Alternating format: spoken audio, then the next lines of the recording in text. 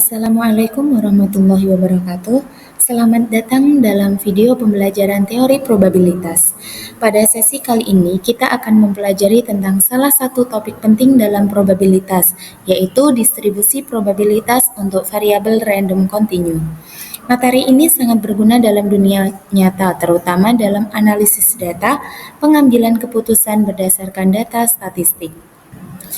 Presentasi kali ini disusun oleh kelompok 6 yang terdiri dari Husanah Mufidah Muyasaroh dengan NIM akhir 34, Gifari Firmansyah dengan NIM akhir 39, Marsha Ananda Salsabila dengan NIM akhir 45, Hulwatun Niswah dengan NIM akhir 52, dan Aisyah Amanda dengan NIM akhir 59. Pada presentasi kali ini, kita membahas 3 materi distribusi, yaitu distribusi normal, distribusi Chi-kuadrat, dan distribusi Weibull.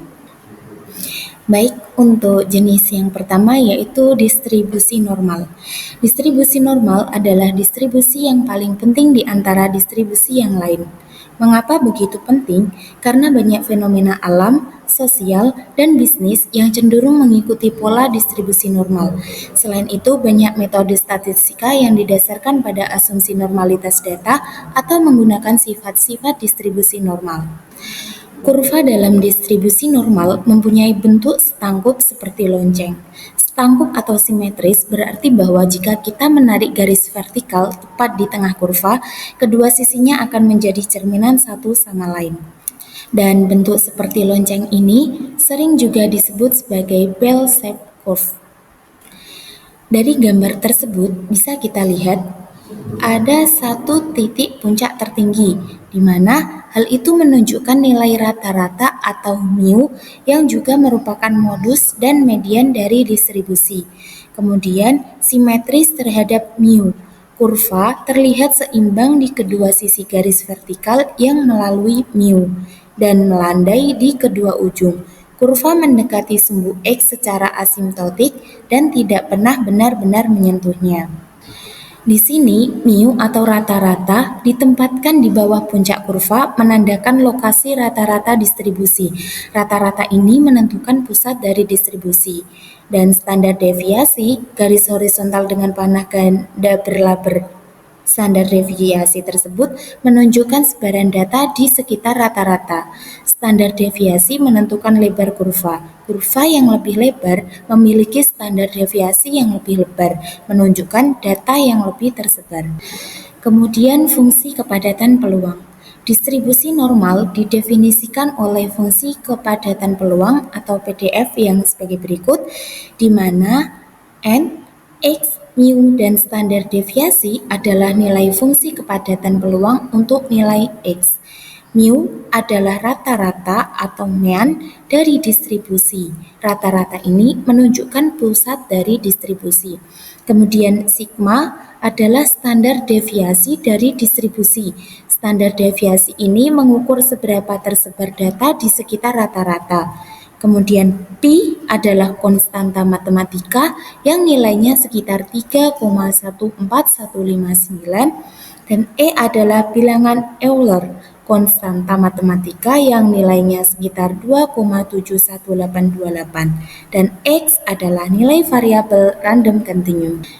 Di sini, syarat utama kurva dinyatakan normal adalah apabila nilai rata-rata atau mu dan standar deviasi diketahui.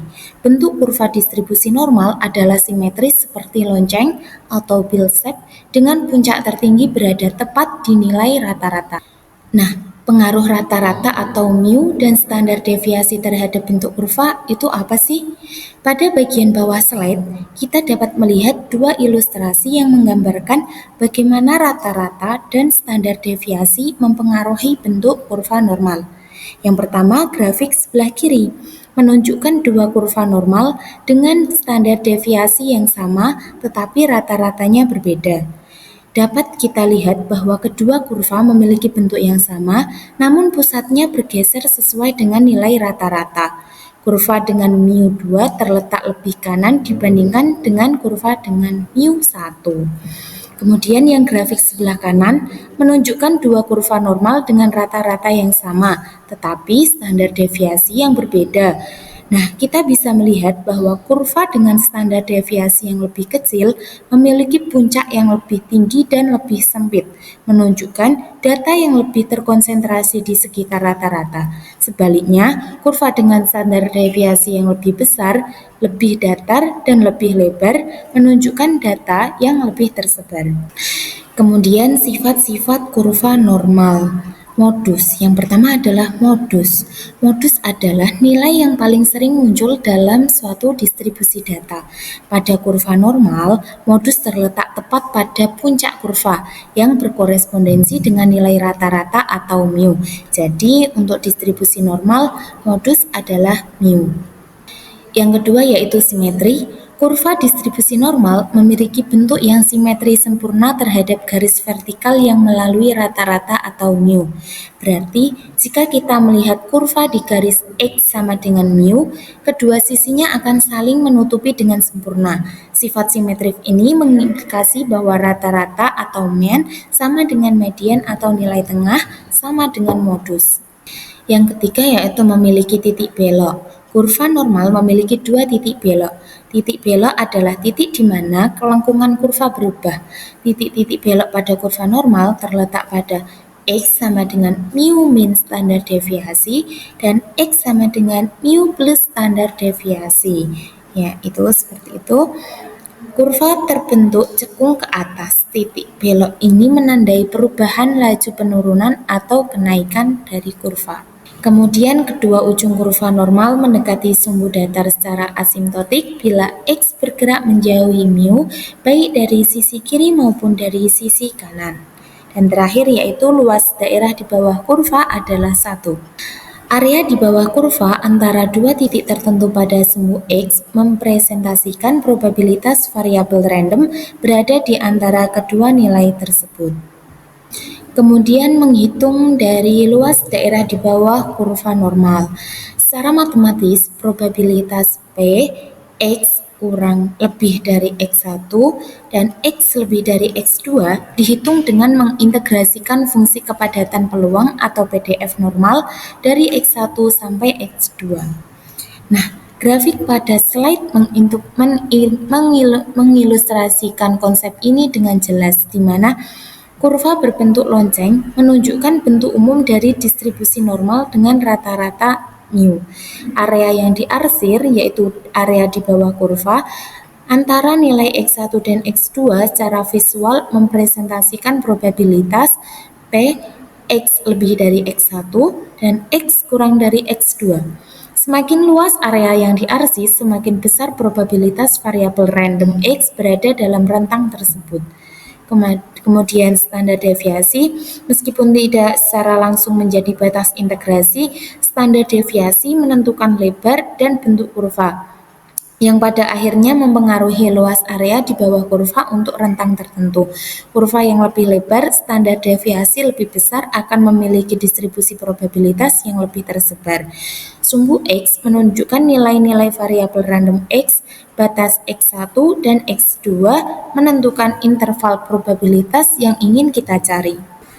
Nah, konsep luas daerah di bawah kurva sangatlah penting dalam aplikasi praktis distribusi normal, karena dengan menghitung luas area tertentu, kita dapat menentukan probabilitas suatu kejadian, persentil, dan uji hipotesis dari suatu data. Oke, di sini terdapat teorema 6.6.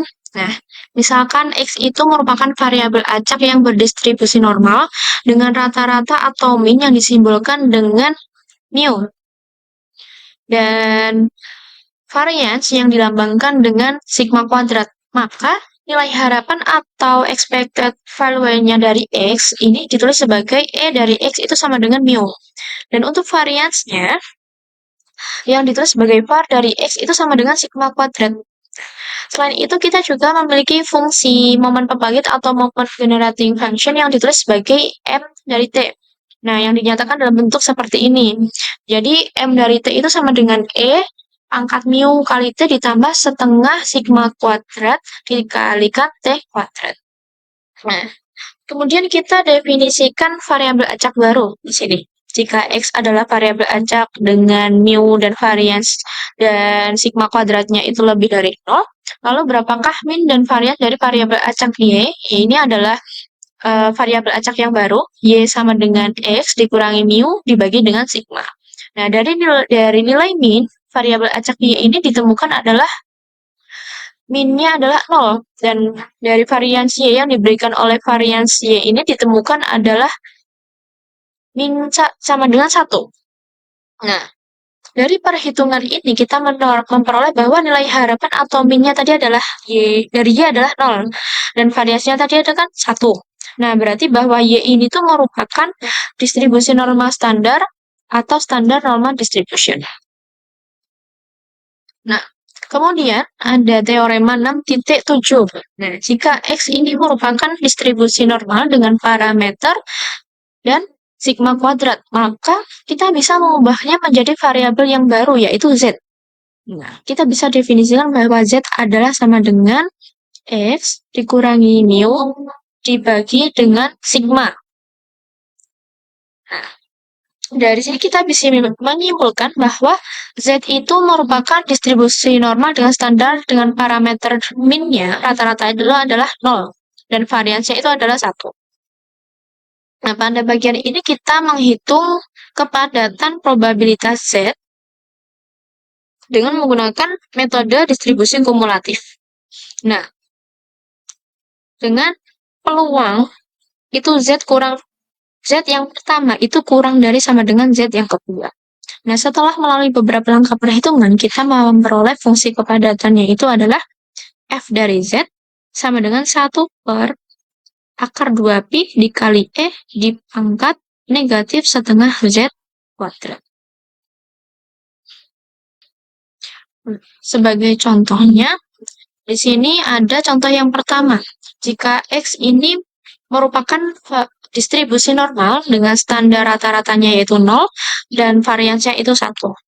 Nah, kita di sini diminta untuk mencari peluang bahwa X itu kurang dari atau sama dengan negatif 1,72. Nah, langkah pertama, kita akan mencari nilai peluang dari tabel distribusi normal, yaitu tabel Z. Nah, dari tabel Z tersebut, kita memperoleh nilainya, yaitu 0,9573. Nah, ini rumusnya itu menggunakan rumus pada teorema 6,7 tadi. Nah, jadi kita mencari tabel Z itu dari negatif 1,72 menghasilkan 0,9573. Nah, karena kita mencari nilai yang kurang dari negatif 1,72, maka kita mengurangkan 1 dikurangi 0,9573 hasil dari tabel tadi. Nah, menghasilkan 0,0427. Nah, kemudian untuk contoh yang kedua, ini apabila variabel X ini berdistribusi normal dengan standar rata-rata minnya adalah 0 dan variasinya 1. Nah, kita diminta mencari nilai konstanta C sehingga probabilitas bahwa nilai absolut dari Z ini jaraknya dari 0 di kedua sisi atau kurang dari atau sama dengan C adalah 0,94. Nah, dituliskan sebagai peluang Z mutlak itu kurang dari sama dengan C, nah sama dengan 0,95. Artinya, persamaan ini kita bisa ubah menjadi peluang min C kurang dari sama dengan Z, kurang dari C.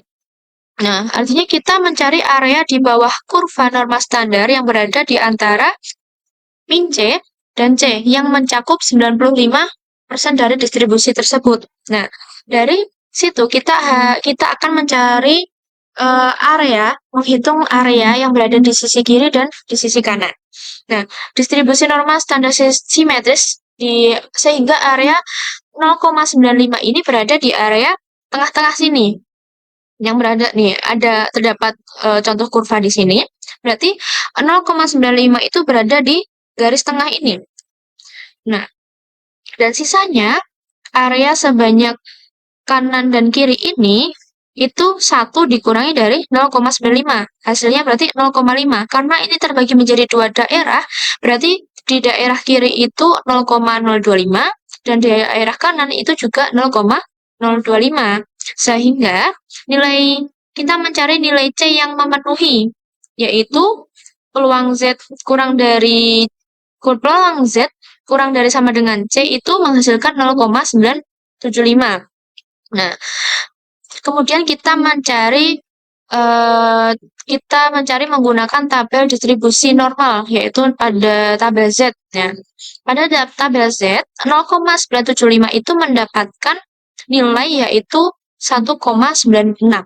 Nah, dari sini kita dapat menyimpulkan bahwasannya nilai konstanta C yang memenuhi kondisi peluang Z mutlak kurang dari sama dengan C sama dengan 0,95 adalah 1,96. Nah, ini berarti 95% area di bawah kurva normal itu berada dalam rentang negatif 1,96 untuk di daerah kiri sampai 1,96 untuk di daerah di sebelah kanannya. Kemudian di sini terdapat contoh yang terjadi dalam kehidupan nyata. Misalnya, sebuah perusahaan listrik ini menghasilkan bola lampu yang umurnya berdistribusi normal dengan rata-rata yaitu 800 jam dan simpangan bakunya atau standar deviasinya adalah 40 jam. Nah, kita diminta untuk mencari peluang bola lampu tersebut dapat menyala antara 778 dan 834 jam. Nah, langkah pertama, kita ubah nilai tersebut ke dalam bentuk Z menggunakan rumus yang tadi, yaitu Z sama dengan X min mu dibagi dengan sigma. Nah, jadi kita mendapatkan untuk nilai Z yang pertama, Z pertama itu menggunakan batas bawah. Batas bawahnya ini 778 batas bawahnya. Rata-ratanya berada di tengah dan batas atasnya berada di sebelah kanan di sini. Dan simpangan bakunya ada di sini. Nah, setelah dihitung, untuk batas bawah, rumusnya tadi adalah Z sama dengan X, rata-rata dikurangi mu, dibagi dengan sigma. Nah, yang pertama adalah X-nya itu kan 778, dikurangi dengan mu. Mu-nya rata-ratanya itu 800, dibagi dengan sigma, yaitu simpangan bakunya 40, hasilnya adalah negatif 0,55. Nah, untuk Z yang kedua, menggunakan batas atas, 834 dikurangi rata-ratanya 800 dibagi dengan simpangan bakunya adalah 40, hasilnya 0,85. Nah, dari tabel distribusi normal kita mencari peluang masing-masing. Nah, selisih dari keduanya itu. Nah, ini rumus peluangnya itu sesuai dengan teorema 6.7 tadi. Batas bawah kurang dari X kurang dari batas atas sama dengan Z. Peluang Z-nya itu adalah negatif 0,55 dikurangi kurang dari Z kurang dari 0,85. Nah, di sini menghasilkan peluang Z-nya itu Z kurang dari 0,85 itu nanti dikurangi dengan peluang Z dari negatif 0,55. Nah, di sini mencari tabel Z seperti contoh yang tadi. Nah, pada tabel Z 0,85 mendapatkan hasil 0,8023. Dikurangi dengan Z yang kedua dari negatif 0,55 kita mendapatkan 0,2912 menghasilkan 0,5111. Nah, dari sini menunjukkan bahwa ada kemungkinan sebesar 0,5111 bola lampu akan menyala di antara waktu tersebut, rentang tersebut. Adalah distribusi C kuadrat. Distribusi C kuadrat sejatinya adalah kasus khusus dari distribusi gamma, di mana alfanya bernilai phi per 2 dan betanya bernilai 2. Suatu variabel random X memiliki distribusi chi square atau chi kuadrat dan dikatakan sebagai variabel random chi square dengan derajat kebebasan degree of freedom V jika dan hanya jika fungsi kepadatan probabilitasnya atau probability density function sebagai berikut. Fx akan bernilai 1/2 pangkat V per 2 dikali gamma V per 2 dikalikan X pangkat V per 2 min 1 dikali E pangkat min X per 2 untuk X lebih dari 0 dan akan bernilai 0 untuk X lainnya.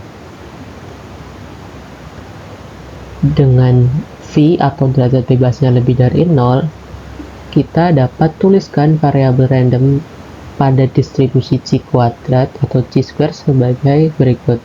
Dituliskan seperti ini. Bacanya yaitu X sebagai variabel random X berdistribusi C kuadrat atau C square dengan derajat kebebasan V. Untuk tambahan saja, ketika derajat kebebasan menuju tak hingga, maka distribusi C square akan mendekati distribusi normal.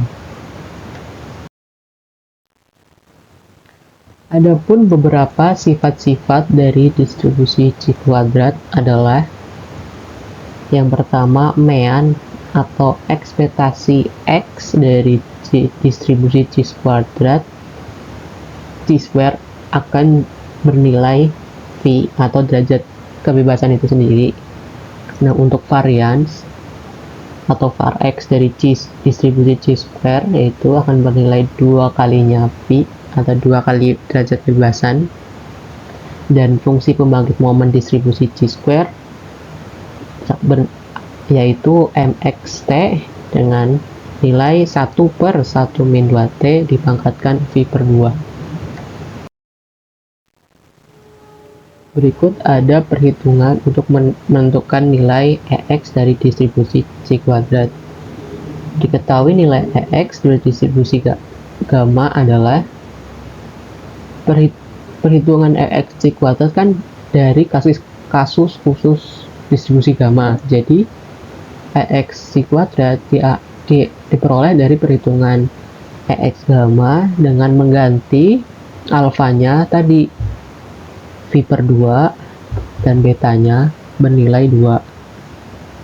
Jadi EX gamma sama dengan alfa dikali beta, sehingga EX C kuadrat bernilai V per 2 dikali 2 sama dengan V. Lalu setelah kita bisa menghitung EX nya C kuadrat, kita bisa menghitung EX kuadrat dari C kuadrat, yaitu diketahui nilai EX kuadrat dari distribusi gamma sama seperti tadi. EX kuadrat dari distribusi gamma kan bernilai alfa dikali alfa plus 1 dikalikan beta kuadrat ya.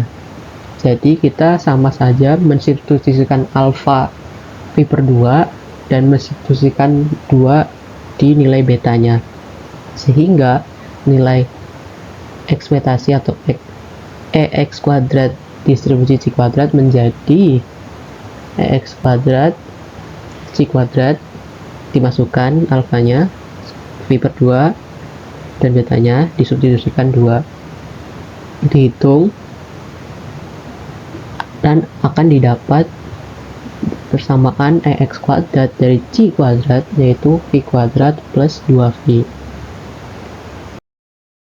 Nah, setelah kita menghitung tadi EX kuadrat dan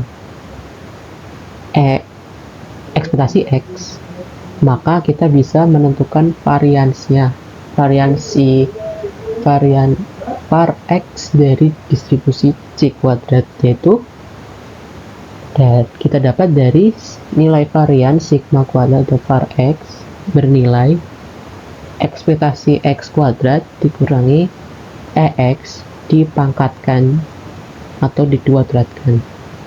Setelah kita dapat tadi nilai EX kuadratnya adalah V kuadrat plus 2V, dikurangi ekspresi X-nya dikuadratkan, yaitu V dikuadratkan berarti kan V kuadrat. Lalu kita hitung bahwa varians dapat dihitung sebagai V kuadrat plus 2V min V kuadrat. Ini akan bernilai sama 0, maka didapat var X yaitu 2V dari perhitungan di atas.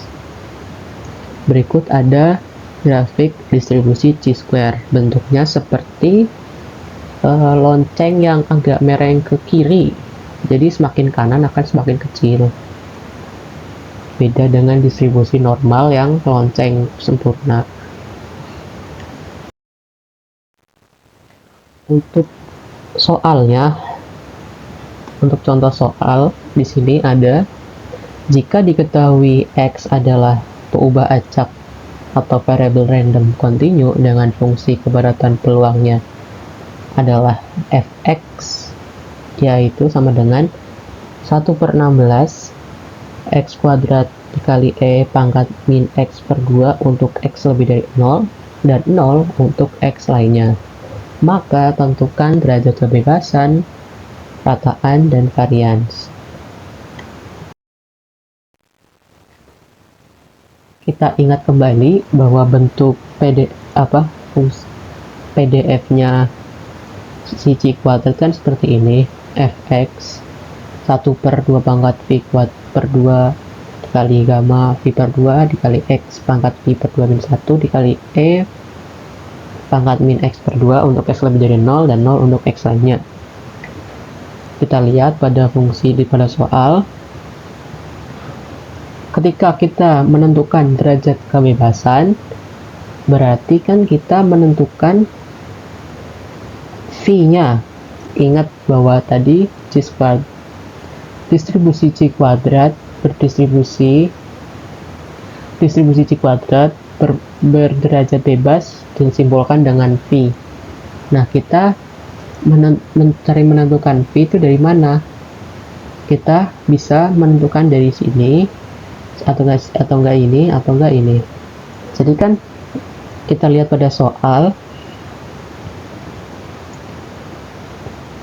untuk ini variabel x kuadrat kan bentuknya sama ketika ditinjau dari bentuk umum PDF chi kuadrat. Jadi x pangkat v per 2 min 1 nya itu x kuadrat. Jadi x kuadrat soal ini tuh sama dengan bentuk x kuadrat v per 2 min 1. Jadi sama-sama x, pangkatnya berarti kan 2 sama dengan v per 2 min 1. Jadi pangkat si 2 ini, pangkat 2 nya si x itu kan bernilai sama pangkatnya si x ini kan ya. Jadi v per 2 min 1 akan bernilai 2 dari ini. Maka kita bisa hitung nilai v nya dari situ. Kita hitunglah, ini kedua ruas ditambah 1, v per 2 kedua ruas dikali 2. Jadi v akan bernilai 3 kali 2, v bernilai 6. Kita sudah menemukan derajat kebebasannya. Untuk yang kedua, rataan atau ekspektasi, kita ingat lagi bahwa ekspektasi x di chi kuadrat itu bernilai v atau derajat bebasnya itu sendiri. Karena kita sudah tahu derajat bebasnya adalah 6, maka ekspektasi x dari soal tersebut adalah 6. Selanjutnya yang ketiga ada varians atau var x. Kita ingat juga bahwa var x di distribusi chi kuadrat itu kan 2 kali v ya, atau 2 kali derajat bebasnya. Nah, kita sudah tahu bahwa derajat bebasnya 6, berarti var x dari soal itu adalah 2 kali derajat bebasnya. 2 kali 6, var x-nya 12. Oke, kita lanjutkan ke contoh soal yang kedua. Apabila variabel random x berdistribusi chi square dengan derajat kebebasan 5, dapatkan probabilitas bahwa variabel random X berada di antara 1,145 dan 12,83. Berarti kan kita disuruh menghitung peluang variabel random X di selang atau di antara 1,145 dan 12,83. Jadi si X itu variabel random X nya di antara gitu loh. Jadi variabel random X di antara 1,145 dan 12,83,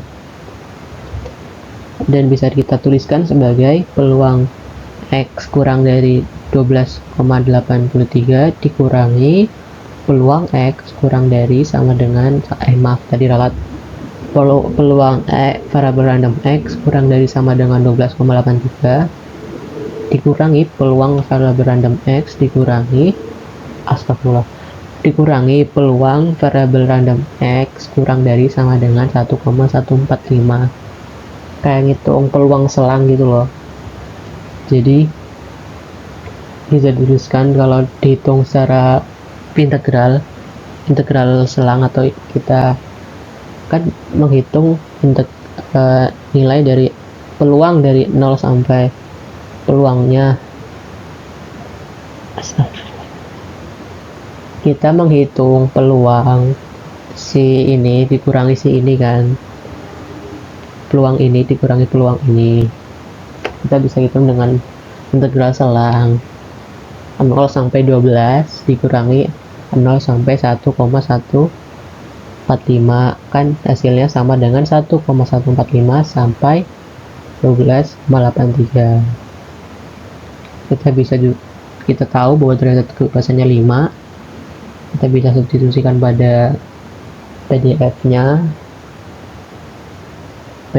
secara umum T-square seperti itu. Kita masuk substitusikan 5 jadi seperti ini, 1 per gamma V per 2, ini kan aslinya, disubstitusikan V nya sama dengan 5, jadi 1 per gamma 5 per 2 dikali 2 pangkat V per 2 jadinya 2 pangkat 5 per 2 X pangkat V per 2 jadi 5.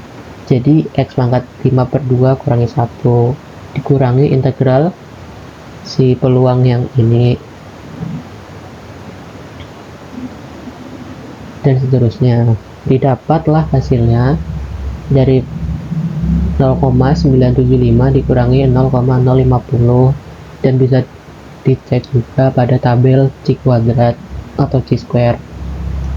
Hasilnya bernilai 0,925. Baik, masuk ke distribusi Weibull. Distribusi Weibull ini pertama kali dikenalkan oleh fisikawan asal Swedia, yaitu Walody Weibull. Distribusi Weibull ini merupakan salah satu distribusi variabel acak kontinu yang sering digunakan untuk menganalisis suatu keandalan item. Nah, dalam era teknologi modern ini itu kan banyak sistem kompleks yang telah dirancang, yang dimana fungsi dan keselamatannya itu sangat bergantung kepada keandalan setiap komponennya. Sebagai ilustrasi, misalkan sebuah sekering itu bisa saja terbakar, lalu tiang baja itu juga dapat mengalami pelengkungan, atau sensor suhu itu bisa saja gagal berfungsi. Nah, meskipun berada dalam kondisi lingkungan yang sama, komponen-komponen tersebut itu bisa mengalami kerusakan pada waktu yang berbeda secara acak dan tidak dapat diprediksi sebelumnya. Sama halnya distribusi gamma dan eksponensial, yang digunakan sama-sama untuk menganalisis keandalan, tetapi distribusi Weibull ini itu lebih sering diterapkan dibandingkan distribusi keduanya tadi itu. Nah, sebagaimana distribusi probabilitas yang lainnya juga, distribusi Weibull ini memiliki karakteristik yang penting. Contohnya, memiliki fungsi kepadatan, memiliki nilai harapan atau mean, memiliki varians, fungsi tingkat kegagalan, dan lain sebagainya.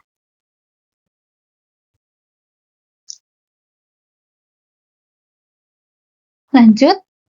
Nah, keubah acak kontinu X itu mempunyai distribusi Weibull dengan parameter alfa dan beta jika fungsi padatnya itu berbentuk seperti ini. Fx dengan parameter alfa, beta akan berbentuk alfa dikali beta dikali X pangkat beta min 1 dikali E pangkat min alfa X pangkat beta untuk X itu lebih dari 0 dan akan bernilai 0 untuk X yang lainnya. Dengan alfa dan betanya itu lebih dari 0. Nah, notasi dari distribusi Weibull ini dituliskan sebagai berikut.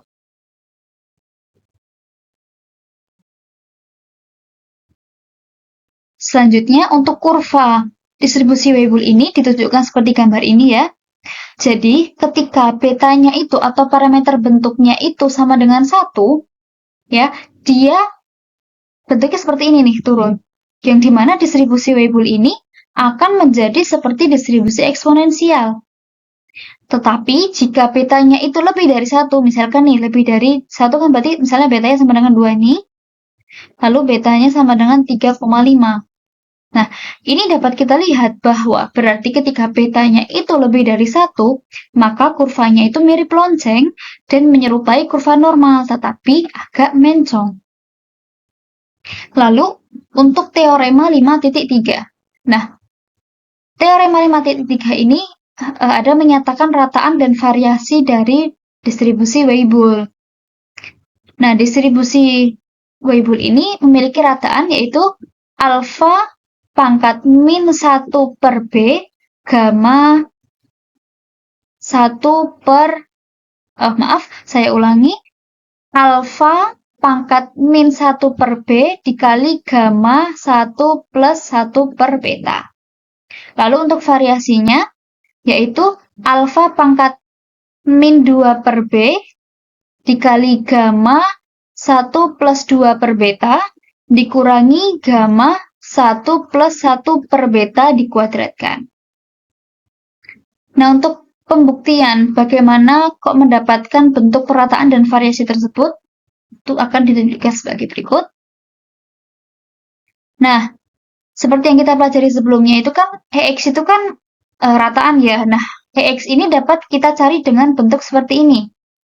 Ya. Nah, lalu kita tinggal mengganti fx-nya ini. Nah, fx-nya ini kita ganti dengan yang bentuk di awal tadi. Ketika x itu berubah acak kontinu berdistribusi Weibull akan berbentuk seperti apa tadi. Nah, kita ganti di sini. Oke, berarti akan berbentuk, ini integral ya, x dikali alfa dikali beta dikali x pangkat beta min 1 dikali E pangkat min alfa kali x pangkat beta dx. Nah, dari bentuk ini tuh kita misalkan, ketika ada bentuk alfa x pangkat beta itu kita misalkan sama dengan t. Lalu dari bentuk ini itu berarti x pangkat beta itu dapat dituliskan sebagai sama dengan t per alfa. Dari sini juga berarti dapat dituliskan x itu sama dengan t per alfa pangkat 1 per beta. Lalu didapat juga berarti bahwa alfa dikali beta dikali x pangkat beta min 1 dx itu sama dengan dt.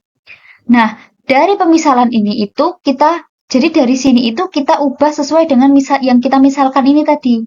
Kan berbentuk seperti ini. Oke, nah dari bentuk seperti ini itu, kita ingat kembali distribusi gamma. Nah, distribusi gamma ini kan bentuknya seperti ini ya. Yang dimana distribusi gamma ini berbentuk integral ya, integral dari x pangkat n min 1 dikali E pangkat min x. Nah, dari bentuk ini tuh kita ubah menyerupai distribusi gamma tadi. Nah, yang bisa kita ubah yang mana ya? Di sini. Jadi, T per alfa pangkat 1 per beta ini kita keluarkan satu-satu. Jadi, T-nya ini berarti kita dapat tuliskan T pangkat 1 per beta, awalnya seperti ini ya. Terus alfanya itu kita keluarkan juga, berarti kan alfa pangkat min 1 per beta. Nah, karena kita mau ubah menyerupai bentuk gamma tadi, nah gamma itu kan tadi bentuknya apa? Gamma itu berbentuk X pangkat N min 1. Nah, supaya bisa menyerupai itu kan berarti kita dapat tulis T pangkat 1 beta ditambah 1 min 1. Ya.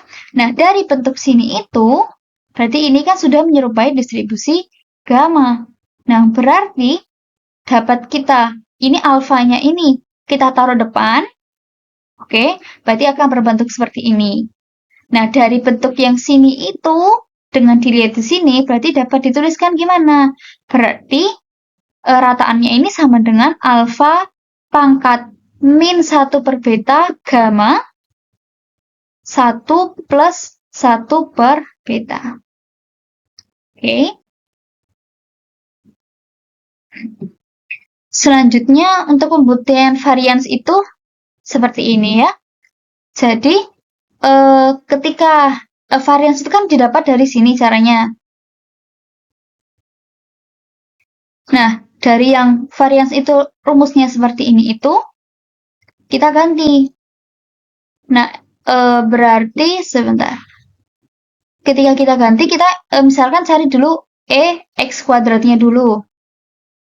Oke, berarti kan seperti ini ya.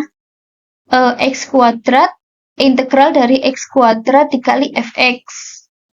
Nah, X kuadrat tetap ditulis X kuadrat, terus Fx-nya itu kita tuliskan seperti yang kayak tadi itu. Lalu kita bentuk misalkannya sama nih. Nah, dari bentuk ini kan tadi didapat seperti ini. Oke, tapi karena ini kan X kuadrat.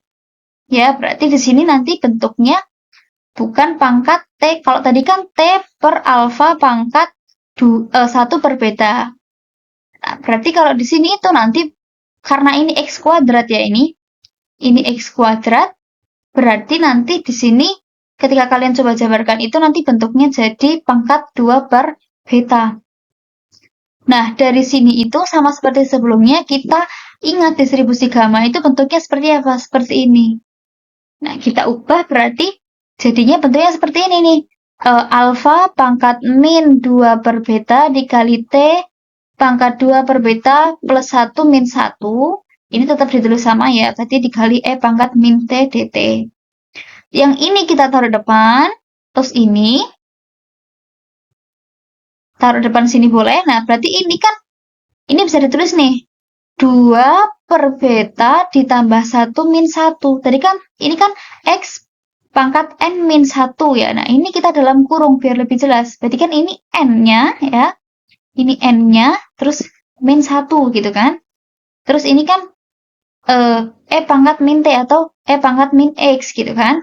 Nah, berarti dari sini itu didapat. Berarti dari bentuk ini dibentuk seperti ini itu didapat berarti alfa pangkat min 2 per beta dikali gamma dalam kurung 1 plus 2 per beta.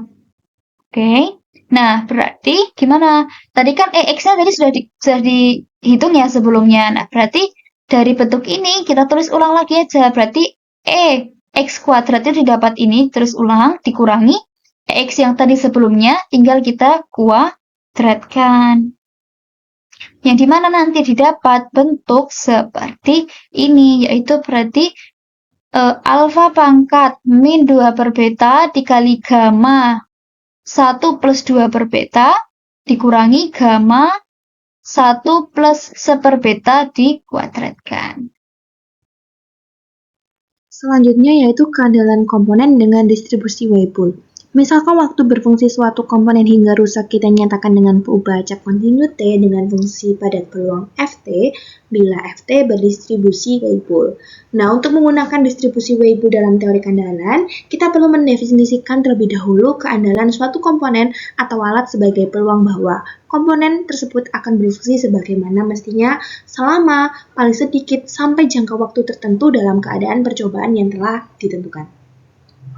Jadi, bila RT menyatakan komponen tersebut pada waktu T, maka dapat ditulis RT sama dengan peluang umur suatu komponen lebih dari T waktu. Nah, dapat dinyatakan karena ini merupakan peubah acak kontinu, sehingga menggunakan integral T sampai tak hingga dari Ft T dt. Dapat dinyatakan RT sama dengan 1 min F besar T. Dengan F besar T itu merupakan fungsi kumulatif.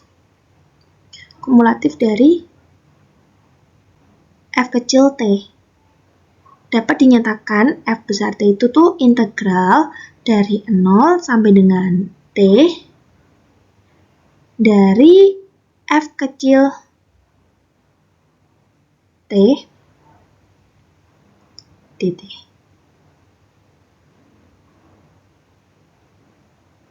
Nah, ini merupakan F besar T.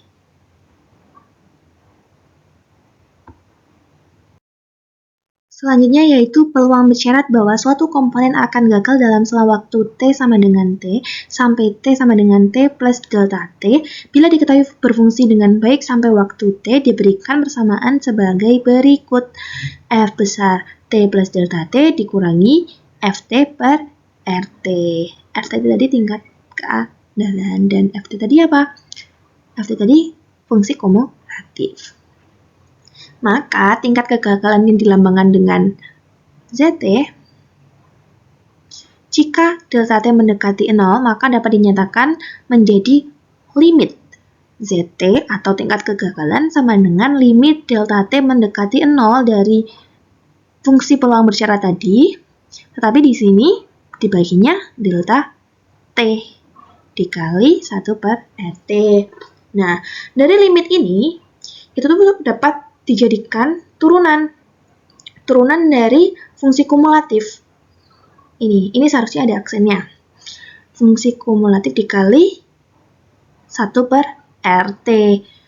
Dapat dinyatakan turunan Ft itu kan sama dengan F besar T itu kan sama dengan F kecil T per RT ya. Sama dengan dapat dinyatakan seperti berikut. Tadi RT kan merupakan keandalan. Keandalan tadi kan 1 min fungsi keandalan. Fungsi kumulatif. Seperti itu. Oke, dari slide selanjutnya kan Zt itu kan menggambarkan tingkat kegagalan yang dinyatakan dalam distribusi waktu sampai gagal. Nah, apabila berdasarkan RT sama dengan 1 min Ft dan R aksen T sama dengan F aksen T, maka dapat dituliskan Zt sama dengan min R aksen T per RT sama dengan min D integral RT per dt. Nah, lalu didapat integral RT itu tuh adalah min integral Zt dt min ln C atau RT sama dengan CE pangkat min integral Zt dt.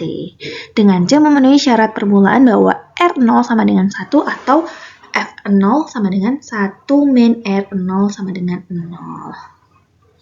Jadi, bila salah satu fungsi pada Ft atau tingkat kegagalan Zt diketahui, maka yang lainnya dapat ditentukan secara tunggal. Seperti itu, teman-teman.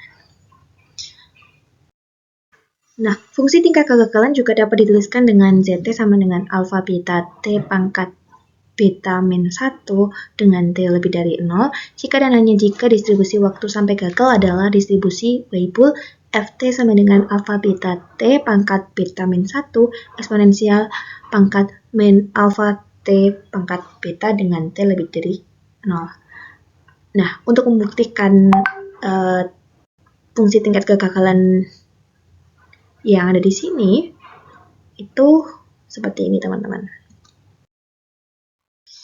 Jadi misalkan bahwa Zt itu kan sama dengan alfa beta T pangkat beta min 1 dengan T lebih dari 0, maka dapat dituliskan Ft sama dengan Zt dikali RT. Ft tadi apa? Ft tadi kan fungsi kepadatan. Dengan RT-nya sama dengan CE pangkat min integral Zt dt sama dengan CE pangkat min integral alfa beta T pangkat beta min 1 dt sama dengan CE pangkat min alfa T pangkat beta. Nah, tadi kan di slide selanjutnya kan, di slide sebelumnya kan, kalau RT ini kan sama dengan ini ya teman-teman.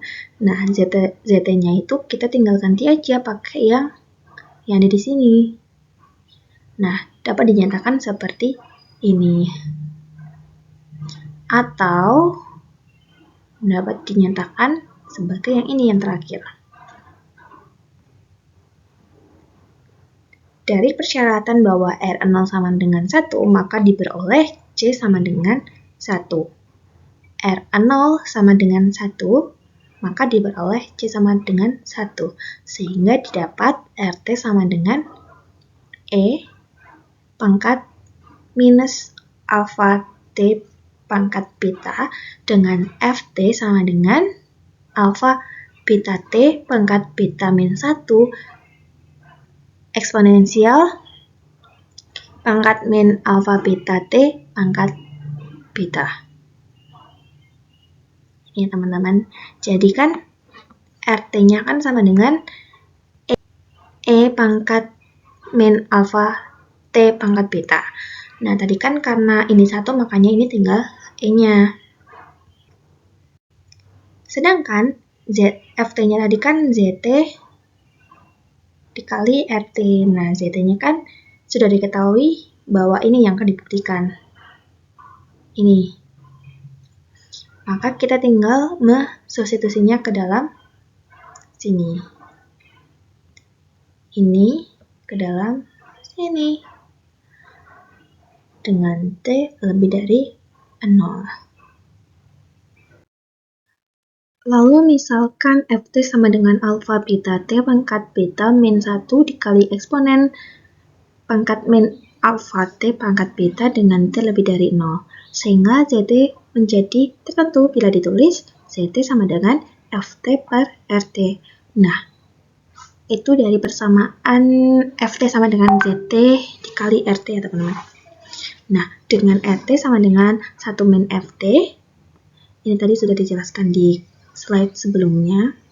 Nah, FT-nya tadi atau fungsi kumulatifnya itu kan sama dengan integral 0 sampai T dari F kecil T dt ya. Nah, itu tinggal kita substitusikan aja. Kan tadi kan dimisalkan bahwa FT kan sama dengan alfa beta T pangkat beta min 1 bla bla bla seperti ini ya. Nah, itu kita substitusi. Tapi di sini kita pakai X, bukan pakai T. Pakai T juga bisa saja teman-teman. Terus RT sama dengan 1 plus, nah ini, itu kita misalkan D. Dapat dinyatakan seperti ini. Lalu hasil akhirnya adalah RT sama dengan eksponensial pangkat min alfa T pangkat beta. Sehingga ZT sama dengan FT per RT, tinggal kita substitusikan saja FT-nya ini. Tadi kan misalkan FT-nya ini ya. Ini dimisalkan. Terus per RT-nya yaitu yang ini. Sama dengan alfa beta T pangkat beta min 1. Seperti itu. Jadi terbukti ZT sama dengan alfa beta T pangkat beta min 1. Oke, lanjut. Kelatihan soal. Misalkan bahwa panjang umur dalam tahun baterai alat bantu pendengar berbentuk variabel random yang berdistribusi Weibull dengan alfa sama dengan 1 per 2 dan beta sama dengan 2. Tentukan yang A, berapa lama baterai tersebut dapat diharapkan tahan. Dan yang B, berapa peluang baterai tersebut masih dapat dipakai setelah 2 tahun. Nah, untuk menjawab persoalan yang A dulu ya teman-teman. Yang A, berapa lama baterai tersebut dapat diharapkan tahan. Nah, itu kan kita menggunakan EX atau rata-ratanya. Kira-kira berapa ya? Nah, itu kita menggunakan EX sama dengan alfa pangkat min 1 per beta gamma dikali 1 ditambah 1 per beta. Di sini kita tinggal substitusikan saja beta dan alfanya. Beta dan alfanya tadi kan alfanya setengah dan betanya 2. Terus kita 1 per 2 pangkat 1 min 1 per 2 gamma dikali 1 plus 1 per 2. Hasilnya ini 1 per 2 pangkat min 1 dikali 1 per 2 hasilnya ini ya teman-teman, dikali gamma dikali 1,5. Hasilnya ini. Nah, ini dikalikan hasilnya ini. Jadi, lama baterai dapat diharapkan bertahan yaitu 1,2533 tahun ya teman-teman, karena di sini dalam tahun. Terus untuk yang B, berapa peluangnya baterai tersebut masih dapat dipakai setelah 2 tahun? Nah, itu untuk mencari peluang, tadi kan kita sudah belajar keandalan. Jadi kita bisa menggunakan keandalan atau RT sama dengan peluang suatu umur komponen lebih besar dari T. Tadi kan didapatkan RT sama dengan eksponensial pangkat min alfa T pangkat beta. Nah, untuk P di sini kan 2 tahun. Jadi waktunya 2 tahun. Jadi T lebih besar dari 2 dengan alfa sama dengan 1 per 2 dan beta sama dengan 2. Kita substitusi ke dalam rumus yang ini. Jadi sama dengan E pangkat min 1 per 2 T kuadrat. Gitu ya teman-teman. T-nya itu kan waktu, betanya 2.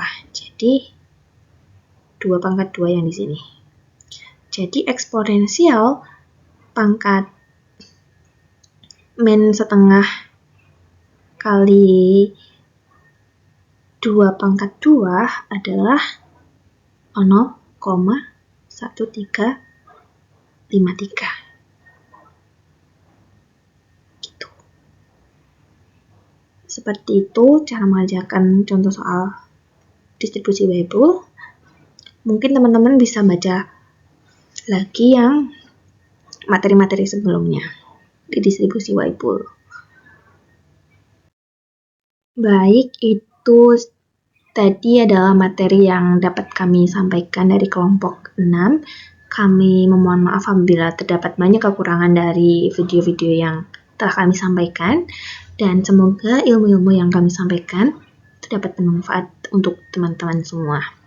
Akhirul kalam, wassalamualaikum warahmatullahi wabarakatuh.